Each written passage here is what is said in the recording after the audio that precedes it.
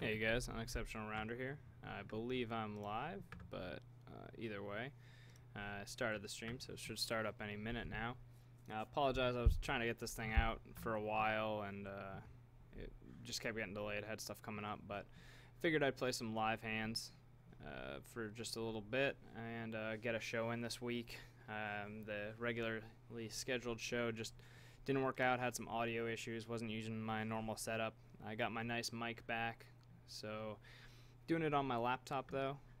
We'll see how it goes. Have a little bit faster internet, so that might be a bonus, and I'm just going to be streaming on YouTube today, so probably not expecting much of a crowd since it's not the usually scheduled stuff, and hopefully we can just I don't know, play some hands, have a good time, and I'm just going to talk about a little bit of the stuff that I've been learning lately. I actually just finished a coaching session with Fender Jaguar, and we went over a bunch of stuff, so while it's fresh in my head, I'm going to try to get some hands over under my belt, rather, and see if I can apply the stuff that we talked about. So a lot of what we went over was related to my just some of my thought process on whether to c-bet, whether to bet, betting or not betting on the turn, things like that. Like here's a good spot, if I can make it 120, I can probably make it 140. These guys playing 60% of their hands aren't going to really care either way. This is a pretty dry board. This guy's got a real wide range. I can easily just, bet half pot here, and he should play pretty straightforward, I think.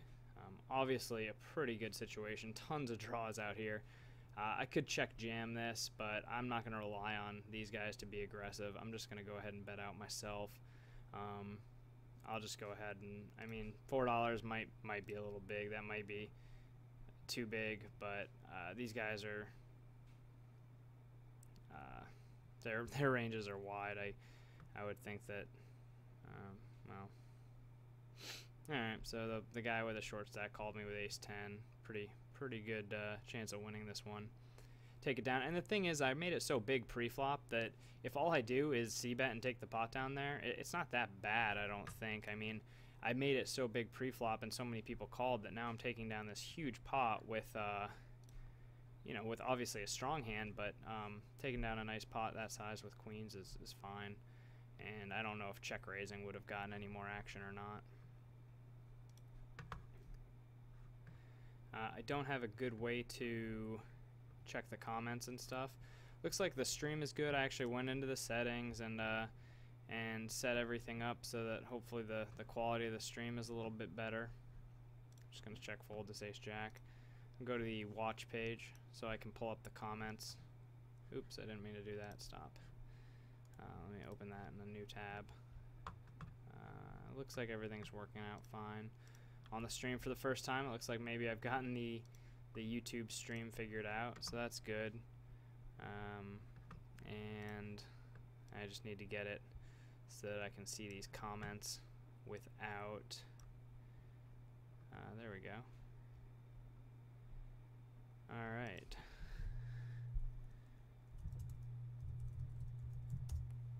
Alright, looks like it's actually working pretty well, so that's good. Got the YouTube all set up and ready to go. If you guys have questions or anything, feel free to ask. I'm going to be mostly, obviously, focusing on the live play, but feel free to ask any questions.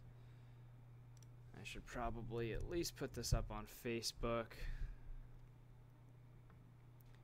Maybe I'll just blast it out everywhere. For those of you that are wondering, I'm sure many of you are, gplus.to/urounder is the little short code I set up for my Google Plus account. They use these huge long numbers for the account, but gplus.to/urounder is a way to actually get to mine that is it makes a little bit more sense, I think, than trying to just do a link to that huge number. I don't know why they haven't cleaned up the addresses on that, but oh well.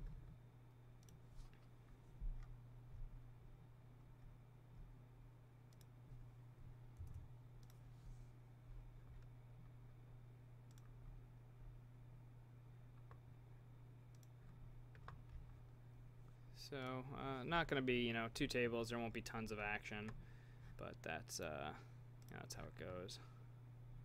Uh-oh, got some notifications. I'm guessing people are wondering why the stream didn't start on time.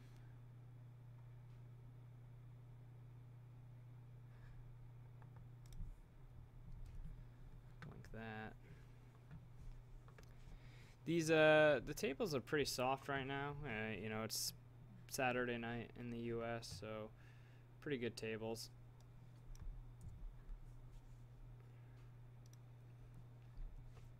I love the half stack tables are awesome. It looks like they're much more fishy than the full stack tables. So I try to play on those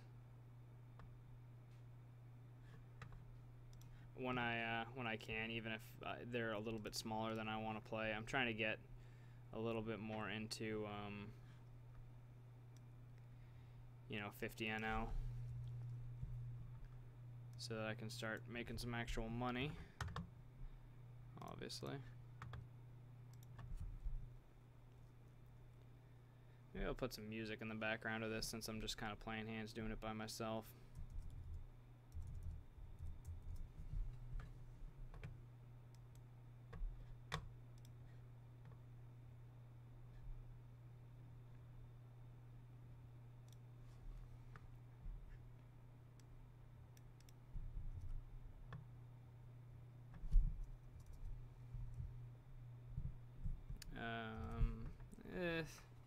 Got a tight guy raising from the small blind. I could 3-bet here. Flatting is probably really bad, but this guy seems tight. I'm going to go ahead and let him have it. He's raising up a couple limpers. I'll raise 4x under the gun. King Queen's kind of the bottom of my offsuit range that I raise under the gun.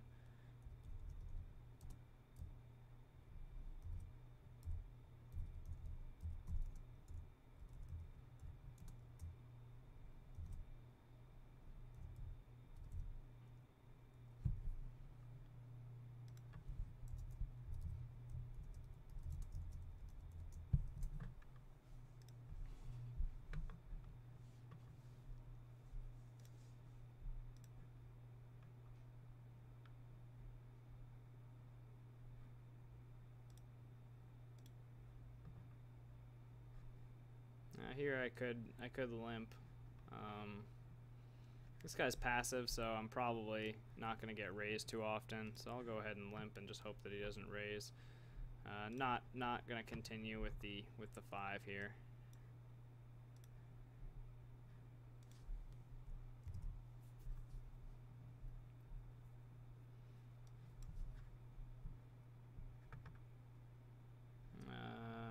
Let's see. Yeah, I'll go ahead and take this seat on this table. This is 25-50 shallow. It's probably going to be much looser than this one, and I'll just go ahead and stop auto posting on that other table. And I'll close that other table down. I don't let a whole bunch of tables pop up anymore that I don't want to be playing like I used to. I just sort of suck it up and deal with it. This guy is pretty tight. I don't see him making a squeeze play, at least not making a loose play at me here. The player here is half stacked, so trying to call for a set's pretty bad. I'm just gonna let it go. That may be considered real weak. Sixes are a decent pair, probably ahead of his range. It's just gonna be tough getting to showdown with sixes. It's gonna be tough evaluating any sort of situation. The king 6 king. Not a great board to be c-betting. Gonna get called a lot. I could get shoved on by a 6, which I have a bunch of equity against if I just check down. Now he shoves the turn. I'll just fold.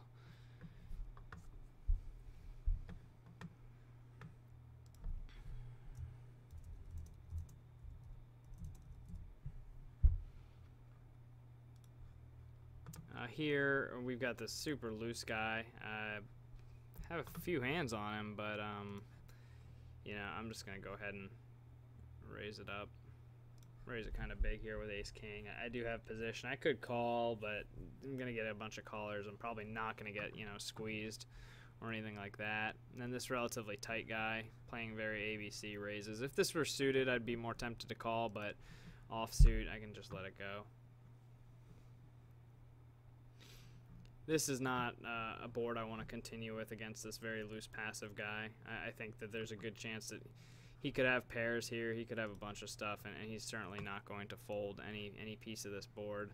I'm in pretty rough shape. I think check folding here is okay if he decides to bet.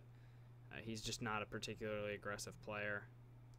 And if he has, you know, ace-queen, or if he also has ace-king, then we can chop it. But I think more, you know, I think you would probably bet with anything else. I expect to see ace-king, ace-queen here a fair amount. And, oh, that's right. I don't have my my HUD showing, so I actually have to look at what he had. Yeah. He had ace-jack, so worked out fine. Probably worth taking a note on the guy.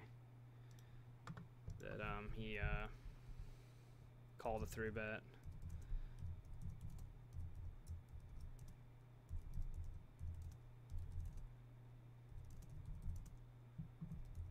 And he checked down on a low board. And we'll sit out here. And where's that other table?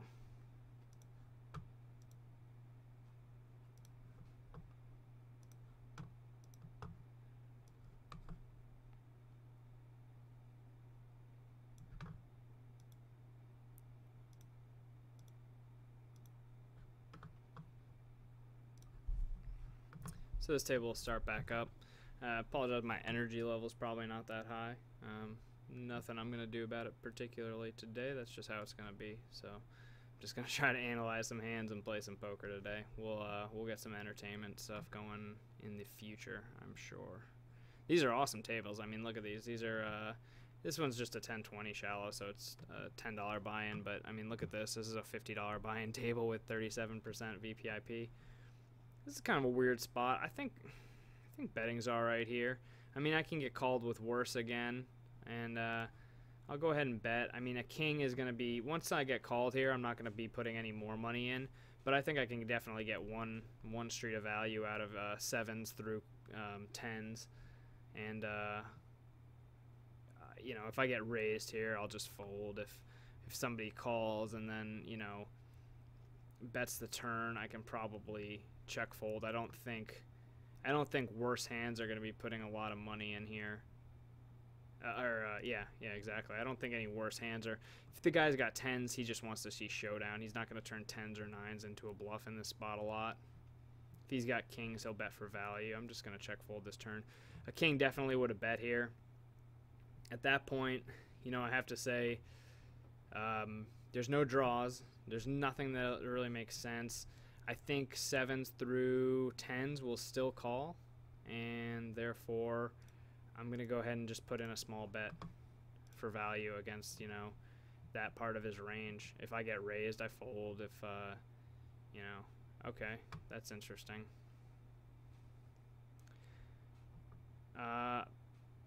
You know, that's fine. If I had checked, he had position on me, so if I check and then he goes and bets $5, I'm probably still going to call.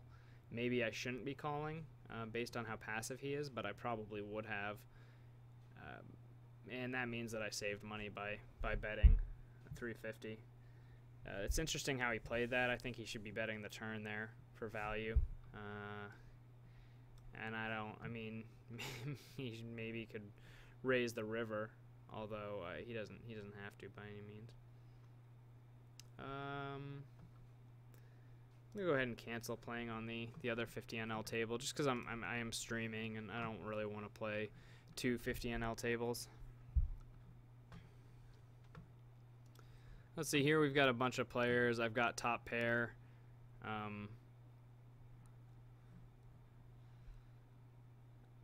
It's pretty weak.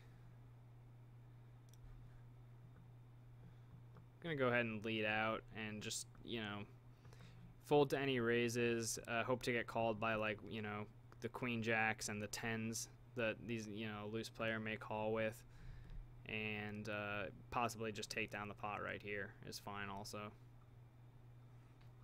I don't think a lot of worse hands call, and obviously any other kings are better than my king. but I think it's a decent spot to bet, and I don't expect too many players to, because I bet into 4 people, I don't expect a lot of people to all of a sudden like turn some hand into a bluff. I think it's going to be very straightforward play.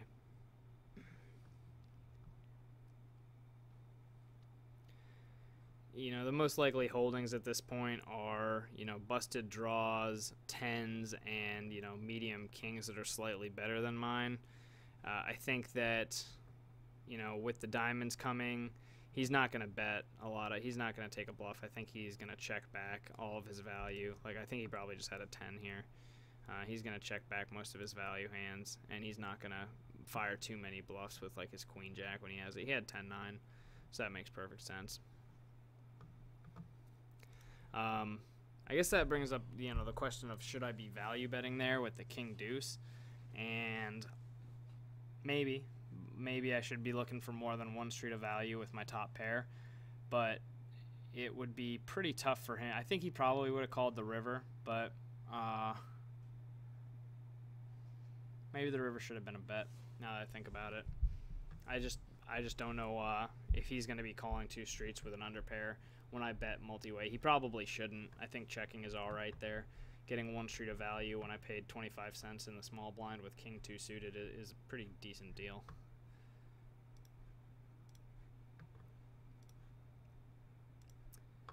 In my opinion. So, looks like the quality is decent. Hopefully I haven't listened to the audio. Let me, looks like I don't have very many people viewing, so this is pretty much just me making a video, only it is also live. Let me go ahead and listen to the audio for a second.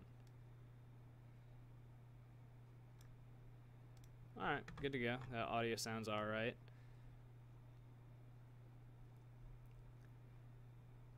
And we're, you know, we are live and it's working, and I finally got the YouTube live stream to work, which is kind of cool. I'd had a lot of trouble with that, but I found the issue, and it's better now.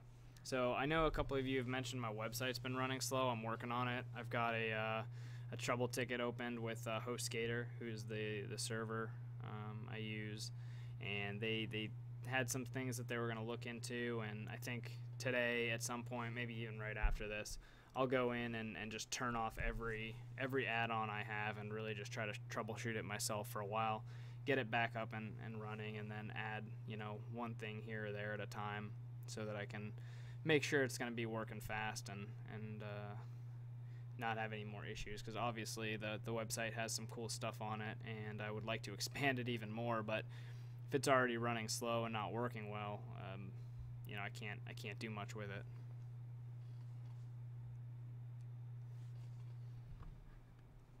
My results lately, I should do a Sunday blog update. That's what, I should write that down right now. I don't want to forget. I'll do another Sunday blog update today, maybe after I get my blog fixed.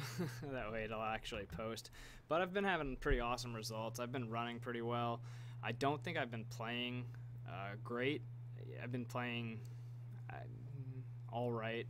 But my results have been cool, and so that's good. I mean, that always keeps your motivation up even if you don't feel like you're playing now. So hopefully I can iron out some of the leaks that I have in my game, and then teach you guys how to play better. Also, pass that knowledge on, and move up in stakes and start making some big money, and helping you guys move up in stakes to make big money. I'll make all the mistakes, figure out what they are, and then help you guys avoid all the same pitfalls that I make. With Jack 2 here, pretty weak spot. I don't expect a lot of people to be betting without made, you know, decent hands, so I'll go ahead and just try leading out here. I can always, you know, barrel people off of some hands if they call. If I get raised, it's sort of ugly because I probably have the best flush draw, but it's probably a fold, and I would make that fold. Pretty loose player, under the gun open, 6s. It's tough to make money with pocket pairs out of position. I don't know. Maybe it's something else, you know, I should talk to my coach about. But I tend, especially half stacked. I think half stacked it's a pretty easy fold. full stacked, you should probably be calling in those spots on an under the gun range, even out of position. But it is, pocket pairs are actually pretty tough to play. I mean, they're easy to play if you hit, but you get yourself into a lot of tough spots and you don't hit very often. And when you are calling out of position and you all of a sudden come alive from the big blind, you know, most players recognize the fact that your range is very, very, you know, polarized. You're going to have a lot of sets and two pair and, you know, straights and flushes if they're out there when you're raising those boards, you know, along with some draws. But, you know, they're not often going to have people just bluff raising your under the gun opens when they miss the flop.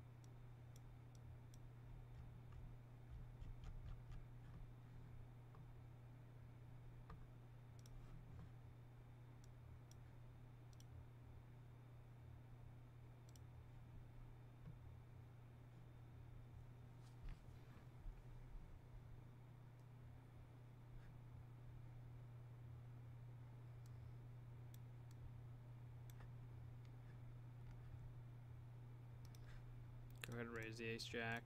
Yeah, I need to get some music in the background here.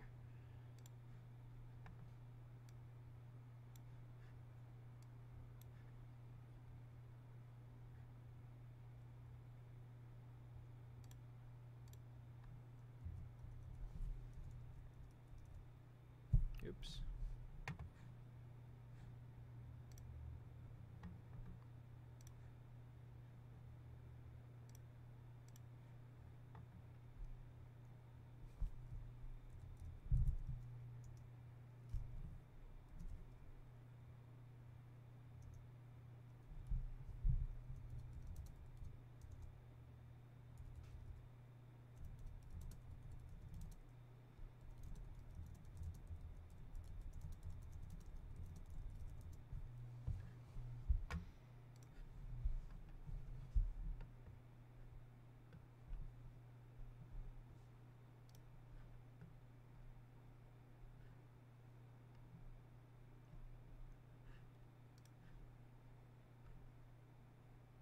Alright, stream status is still good. That's pretty cool.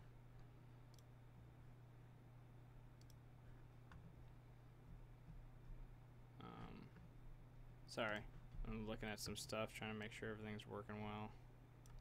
Yeah, this is awesome. I've fixed the YouTube streaming issue, so that is cool. Hopefully the problem with the show not showing up on my recent videos and stuff is gone too. Hopefully that's no longer a problem.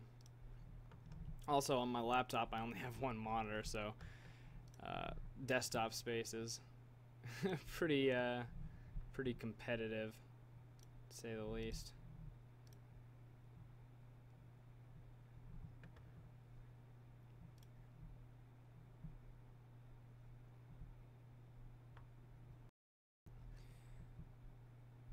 Alright, yeah, again, king 7 off. Just play pretty tight from here. Not gonna get out of line against a guy who's only playing 21-13.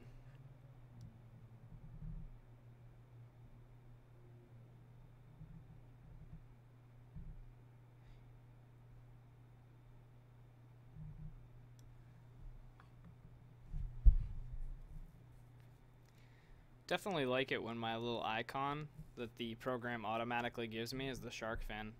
It means the program thinks I'm playing well, so that's always fun. Big confidence boost.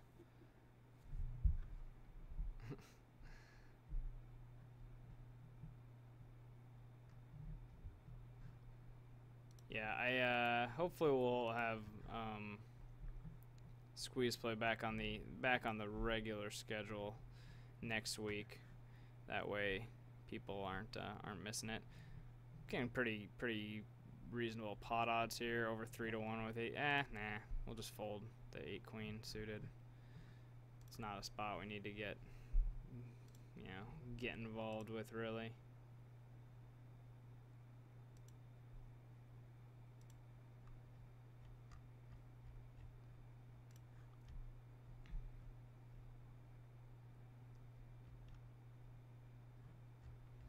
So, yeah, I've been playing I played a little bit of 100 No Limit, but I have the low stakes version of Holdem Manager still. So I know I won some money, but I don't have it in my Holdem Manager. It won't show me. So I'm gonna stick for 50 NL until I've got, you know, a good sample of hands. You know, 10, 20,000 hands of 50 No Limit, and I'm still playing some 20 No Limit and some 10 No Limit just to keep, you know, getting a good hand sample so that I can you know, pay attention. Also, I've noticed, you know, it's really interesting that so this guy's raising a passive guy. His what's his fold to 3-bet? Like 60%. So I'm gonna go ahead and raise him up, give him a 3-bet, and see how he reacts to it, because he, you know, over the last 38,000 hands, he seems to be playing, you know, pretty tight, but I don't know. He certainly hasn't seemed that tight today. He's been opening quite a few hands, and he may just be isolating this fish if he's paying attention, and he plays a lot of hands. He's probably got stats on people. He knows this guy's a fish. He's isolating with a wide range, and I haven't been aggressive this session yet, so I would expect to take that pot down a fair amount, and we do. So cool, that worked out well. And because we've got these passive guys and I mean all over the place, I'm gonna be playing more top pair hands. Like 6-5 suited against a bunch of regulars is probably a hand that I'm gonna open every time. But against a bunch of fish who are calling too much, I'd rather play King Jack offsuit, you know, Jack 10 offsuit, hands that can make a decent top pair, than hands that are going to try and flop, you know, deceptively against their tight calling ranges. People just aren't calling tight, so the way to exploit that is having a better hand than them.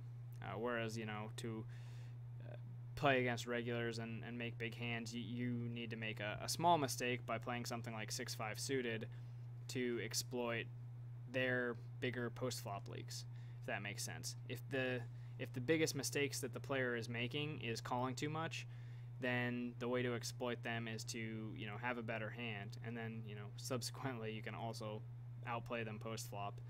You're going to exploit them a lot quicker and for more money by playing that way than trying to, you know, play a wide range of hands with them and then outplay them post-flop.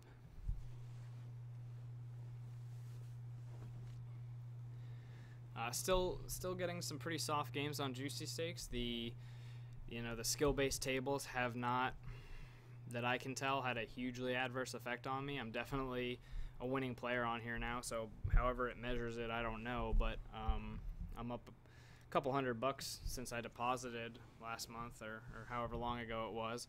So I'm definitely winning, definitely making some money, and still playing against plenty of fish. Now, the half-stack tables, I don't know how those all fit into the skill-based player stuff, but as you can see, they are still very soft, and even on the 25, 50-cent tables, and even the 50, 100 tables have half-stacked games, and those are pretty soft too. Let me try to pull one up here.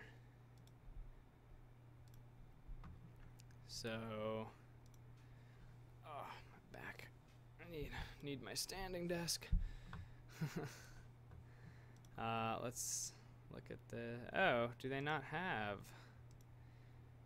Oh, maybe they get rid of the half-stack tables once you get to 50 cent a dollar.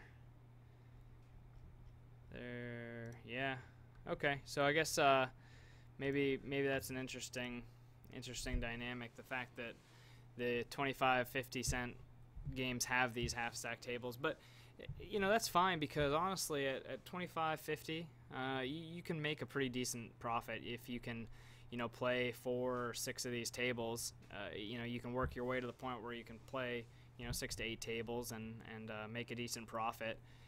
The fact that it's not full stacked, if you get to play against players that are, you know, playing 40% of their hands or 50% of their hands, you're still going to do very, very well in these games. So it going up to 50 NL is probably high enough to the point where you can make a decent clip by taking advantage of these half stack tables, these shallow tables.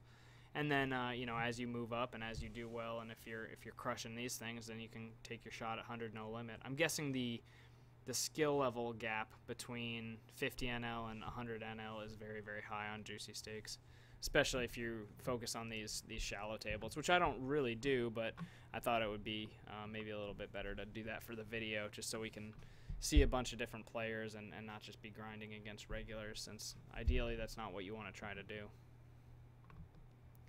You want to give yourself every advantage by finding the worst players you can.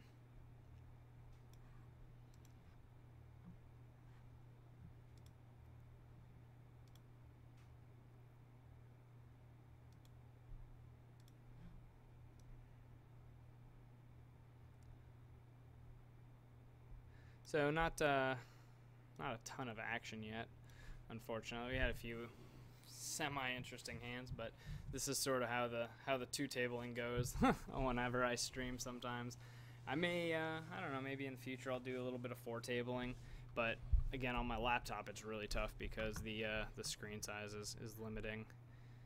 Go ahead and raise this. This guy's not going to fold a ton, but 10-5 suited plays all right. We can play our hand post flop. And again, you know, when you've got, well, I guess it doesn't apply, but we do have a loose player here. The big blind's kind of tight, but because of this 36-28, I'm just going to 3x it on the button. I would expect him to be calling too much, and you know, this guy actually ends up calling, and we flop an ace. So here we always want to bet for value. He's going to have worse aces. He's going to have some suited stuff. He's going to have some pocket pairs that he'll call one street with, maybe float us out of position. And then sometimes we'll just take it down, which is fine.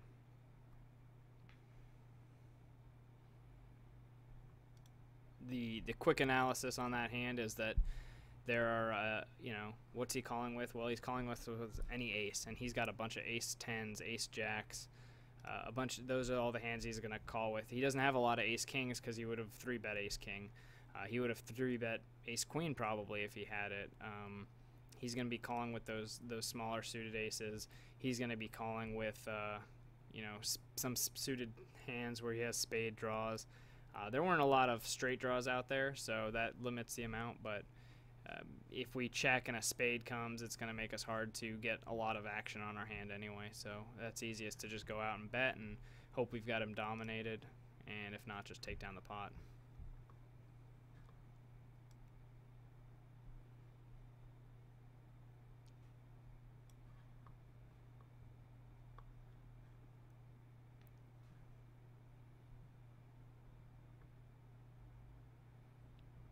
Interesting. King 10 offsuit in the big blind again.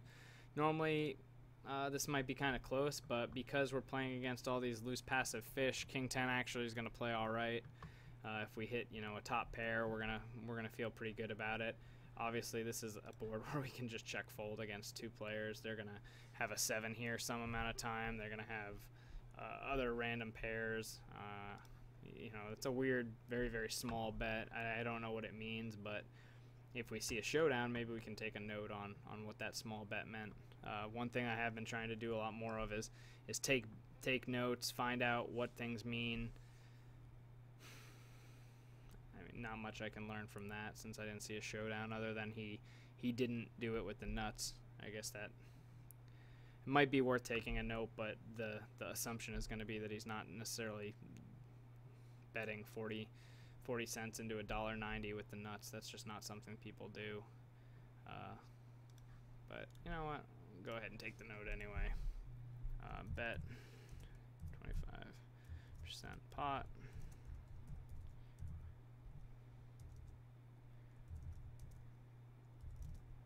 Seven, 6, 7.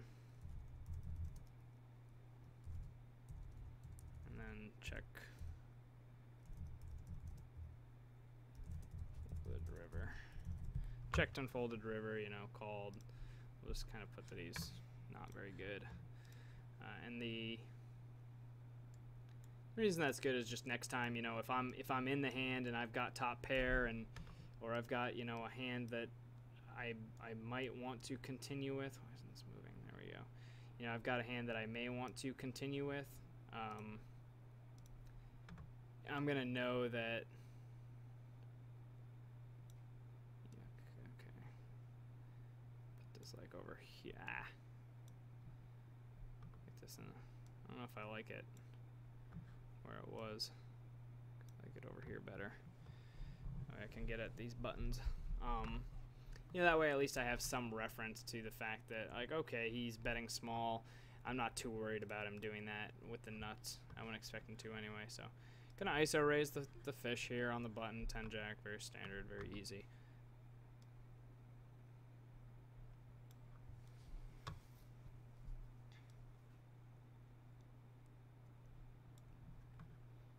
And I am monitoring the YouTube chat if you guys have questions.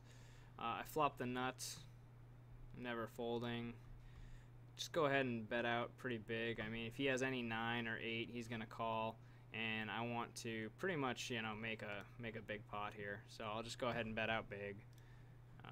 If he raises, I'll jam. If he calls, I'll bet the turn on almost anything. Obviously, that's a turn I'm betting. Now I want to get a shove potentially in on the river, although it might not be the greatest. So I'll go ahead and bet. If I bet 3 here, it'll be 5 plus 6 is 11, and he'll have, you know, like a half pot bet. I don't even need to bet that big. Straw. There's just and here, I mean, he could call twice with 2 pair. I don't think he would that often. I think he has some draws in his range, but honestly, with like top pair good kicker, I got 2 good streets of value. I'm just gonna check back. I think that I think I have the best hand a ton. Maybe that was playing scared. Maybe that's a spot where I need to be value betting again. But I feel like he has a lot of draws there that missed, and the hand, you know. Yeah, he had 7-5 suited. So he obviously wasn't calling, and my best bet was, you know, picking off a bluff, which I obviously would have called if he had bet. It looks like I flopped the second nuts here in a pretty big pot, so I'm going to bet pretty large. I'll just go ahead and bet out $4. You know, there's going to be draws. There's going to be a lot of stuff that, you know, people are going to have a lot of, like, pair plus combo draw stuff. Just, you know, tons of stuff. So I'm never folding to this guy. He's kind of a maniac. If he flat called. I don't think ace king is even a possibility here. So as far as I'm concerned, the nuts right now are king 9, which is possible but less likely because I have a 9, and you know, that's just what it is. So here, if I, you know, pot size bets 21, I'm just gonna jam and try to rep a draw. He'll call with 2 pair plus, I would think, and we'll go from there. He's thinking about it, so he doesn't have the nuts.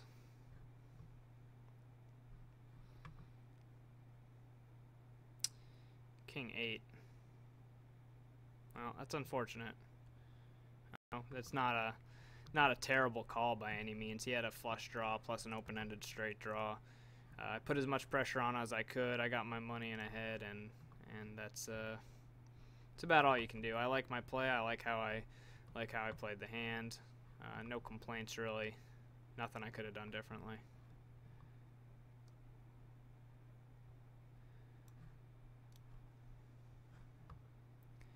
And this guy's on our right, and he's got a huge stack, so that's fine. Hopefully he stays for a while. I don't think he did anything particularly terrible that hand, so it's not.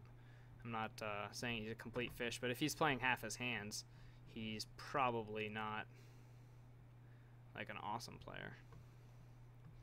Yeah, he was open-ended on the flop, and he called. He turned a. Well, actually, no, he's double. Yeah, open-ended. So he's still open-ended. and he turned a flush draw, so he's he's not folding. He let out and called a shove, which I don't know if he had the odds to call him. He probably did. Well, only one of the, he had 3 nines and 9 diamonds, so 12 outs. He needed 24%. He was probably getting about that on the turn.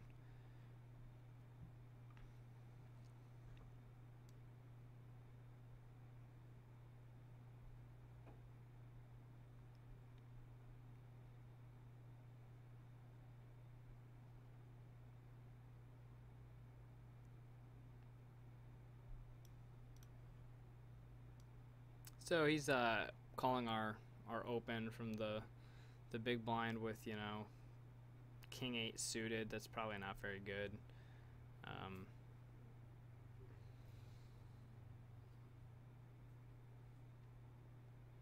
That means the king 9 was definitely in his range, which I honestly, I thought that, king 9 is definitely a possibility. King 9 suited is definitely a possibility, but I didn't actually, I wouldn't have put,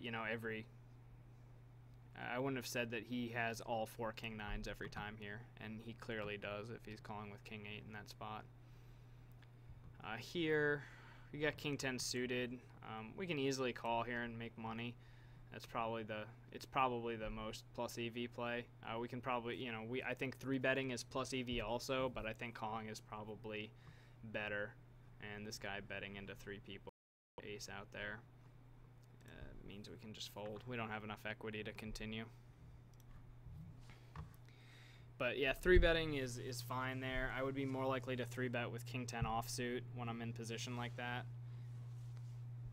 because it's just not going to flop as many hands as king 10 suited. So, excuse me, I'd rather take it down pre-flop.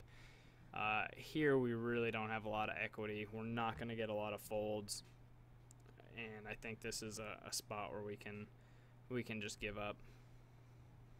That's obviously an interesting turn. We're now open-ended, but I'm not going to call this bet, especially once this other guy calls. When you're, drawing to a non-nut hand and, you've got 1 card to come, it's usually not a good spot to put, any serious money in.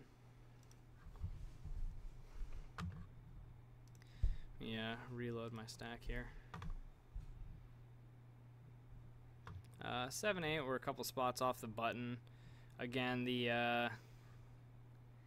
it's just kind of weak for having to play.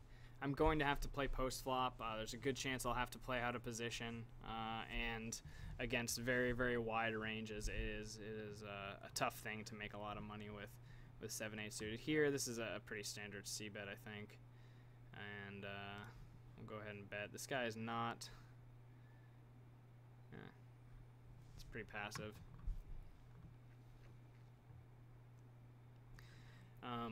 Here I could turn these 5s into a bluff if I turn and like shove the river. I'll get him to fold his queens, his jacks, but I don't even know if the guy folds king 9, in a spot like that. So the very bottom of his range for calling may not even be folding to that play, and who knows? I've seen guys call with jacks when I go bet there, and what it tells me is that I just need to be value betting in those spots. Here I'm obviously gonna try to put money in. I've got 2 pair. I'm gonna be best a lot, so I'll just go ahead and make a like 35-cent bet. Try and build up the pot in case the guy has anything.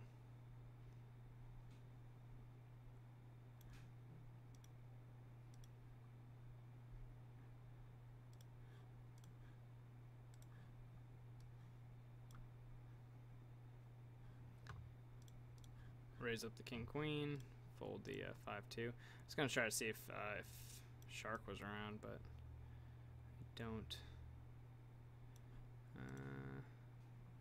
Yeah, he's on his phone, so he's probably not available. Here we've got this guy leading into us. No notes or anything.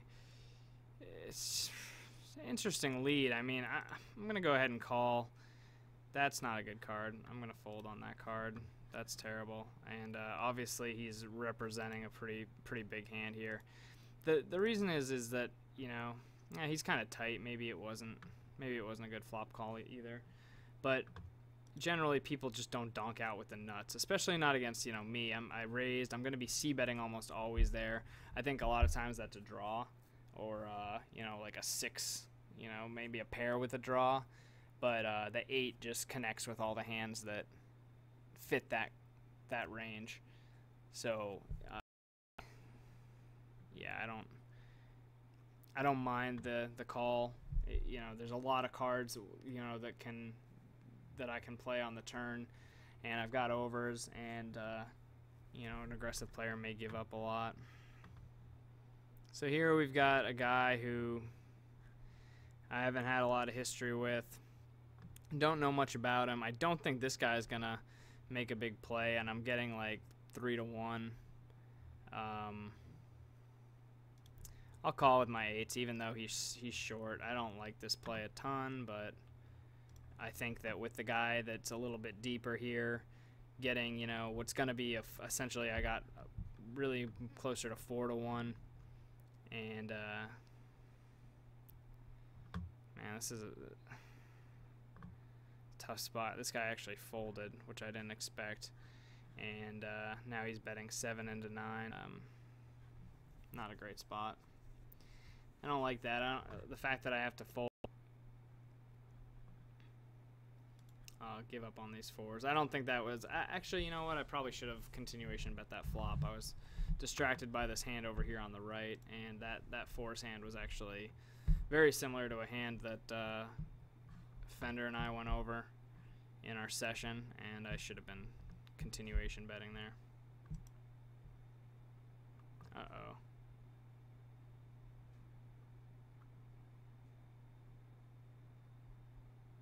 What is this?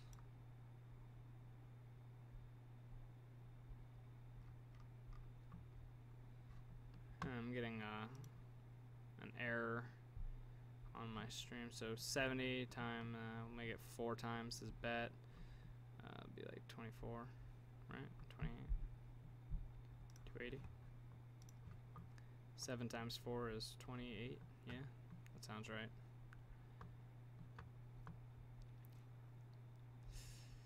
That's a tough flop. That's probably a check fold flop, honestly. I don't like check folding. If I had a spade, I would bet. But that's just not a very good flop for me. I very rarely check fold in 3-bet pots. I feel like I'm playing really weak today, but it's not. It's about as bad a flop as you can get with ace-queen offsuit. So the video I'm seeing seems fine, but I'm getting an error on my little dashboard. Now it says the stream status is good, but there was some red text in here. I don't know.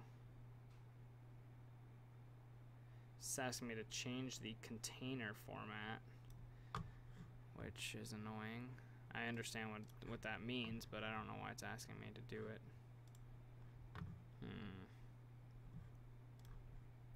Not gonna call a 7-8 offsuit. Probably should have min raised. With that hand, it's not particularly strong. In a hand like ace jack, I would 3x it on the button, but 7-8 offsuit, I should probably just min raise. And I don't think these guys are gonna pick up if I vary my sizing too much. So now this is interesting. Now I get, you know, 3-bet again by this guy who appears tight. I don't know. Let me try to session. He's playing 25-13, so he's still playing pretty tight. I don't think that calling is going to be great there. And so I went ahead and folded to his 3-bet. Even though he's been pretty active lately, I don't have a reason to think he's doing it super light or anything. What's going on, man?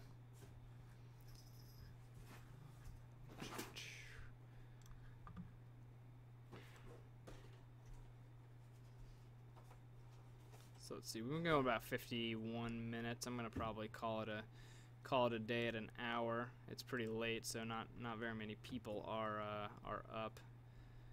So we'll finish out this hour, and then next week we'll have a full length show with our guests and stuff like that.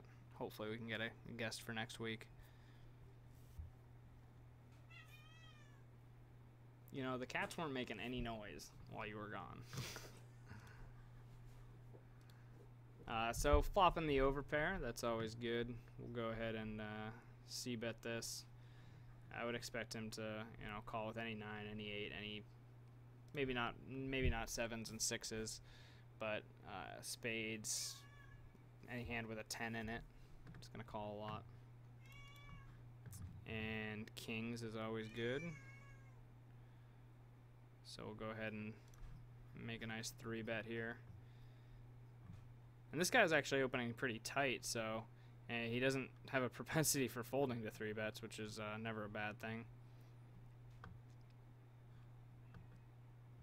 But he does when we have kings, because he knows. They always know.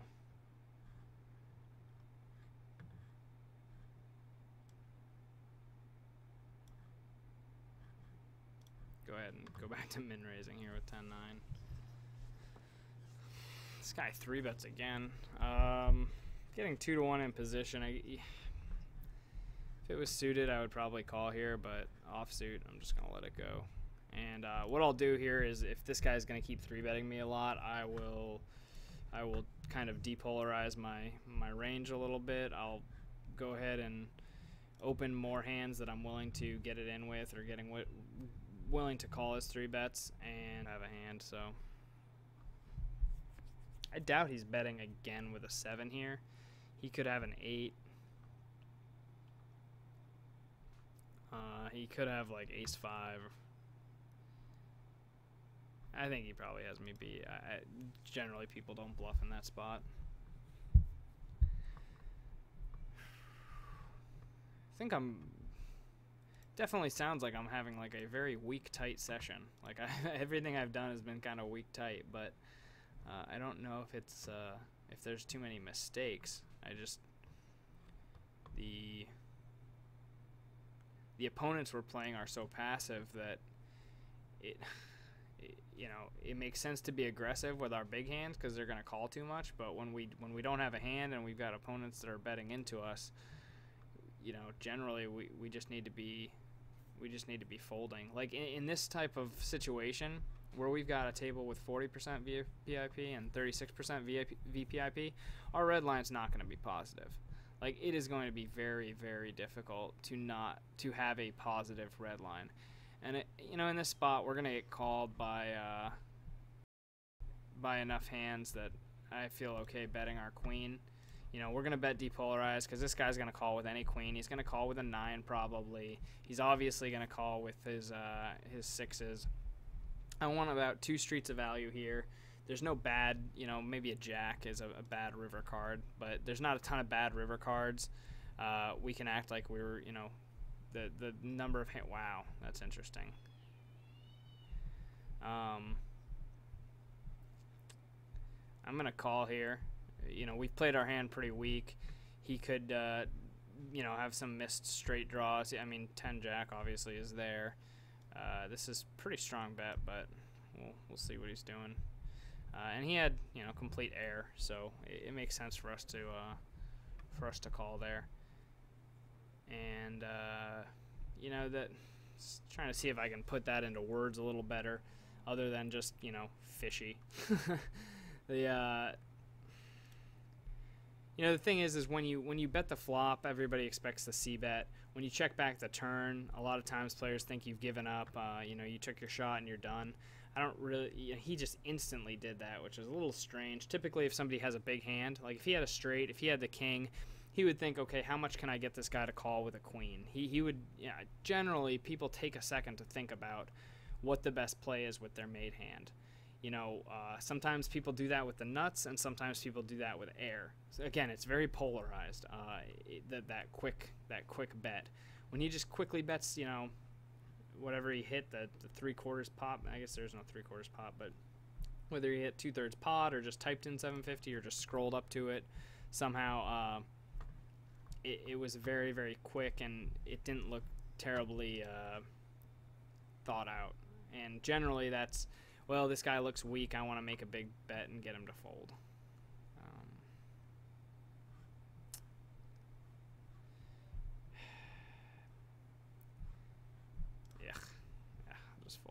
I'll just fold. Got another guy in the pot that has position on me, and I saw that flop for a quarter, so I had the odds to call, hit my set. When I miss, I can just give up. Again, this guy's calling all the time, so I can exploit him a little bit by raising more.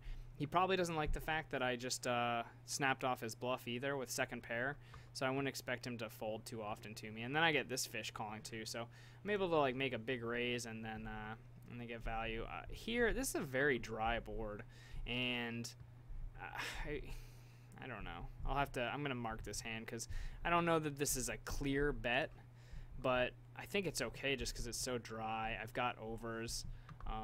Geez, that's unfortunate.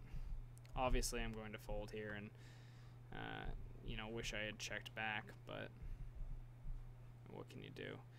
I'm going to go ahead and mark that hand afterwards to see if maybe that's just a check back on the flop. I'm guessing that, it probably is, not just because I got raised, but just because I was asking the question.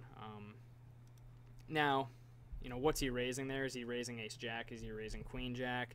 Is, you know, a lot of the hands that I can hit something with, you know, if I hit my king there, the hands that I'm beating with my king are typically the hands that are flat calling the flop. Like, I don't think a lot of queen-jacks, you know, raise that flop. There's just no value in doing it.